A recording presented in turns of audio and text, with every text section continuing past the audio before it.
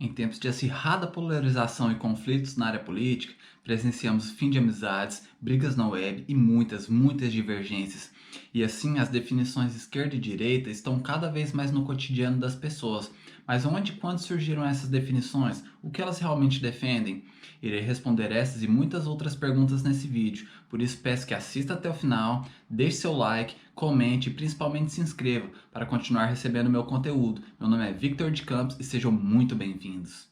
Os termos esquerda e direita surgiram na Revolução Francesa em 1789, quando os burgueses, por meio da população, ganhavam força e diminuíam o poder da nobreza e do clero. E assim, mesmo sem o consentimento do rei, criaram a Assembleia Nacional Constituinte, e nela as classes foram divididas entre os que defendiam a monarquia e as classes mais favorecidas, sentando-se ao lado direito do rei, e ao lado esquerdo as pessoas que defendiam a revolução e as pessoas menos favorecidas. Porém, tenho que entrar em consideração de que em todo o período da Revolução Francesa até o início do século XX, os termos esquerda e direita não representavam o pensamento político individual do cidadão, e sim era usado apenas para a localização das classes dentro da Assembleia. Então, em 1871, com o estabelecimento da Terceira República, os termos esquerda republicana, centro-direita, centro-esquerda, extrema-esquerda foram adotados e, assim como dito anteriormente, somente a partir do século XX, os termos esquerda e direita passaram a ser associados a ideologias políticas e partidárias. E assim, ao passar dos anos, os pensamentos foram cada vez mais se entrelaçando e se dividindo, chegando até nos dias de hoje que se torna praticamente impossível definir uma pessoa somente chamando de esquerdista ou direitista. E por isso foi criado um método para mesurar com mais clareza a posição do indivíduo no cenário político.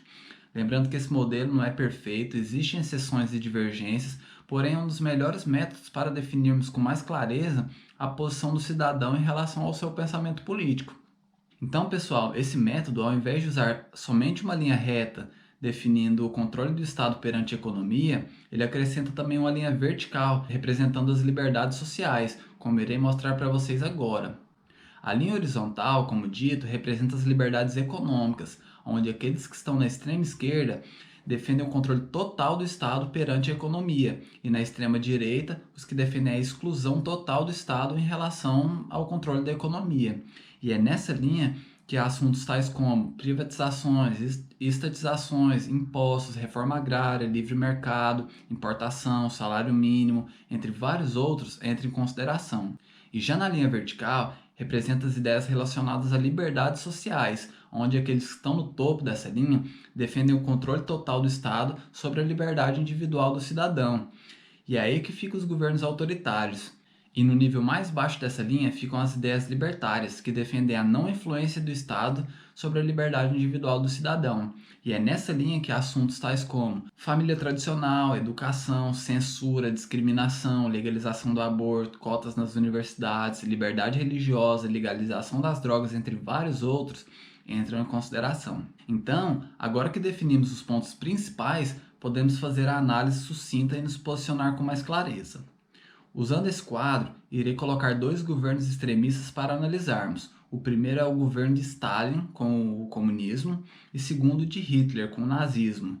E tá aí, pessoal, analisando o quadro, vemos que suas ideologias eram praticamente iguais em relação à liberdade social do indivíduo, porque ambos eram autoritários e controladores sociais. Mas em contrapartida, em relação à liberdade econômica, os pensamentos eram diferentes. Um defendia o controle econômico total pelo Estado e o outro tendendo mais para uma iniciativa privada.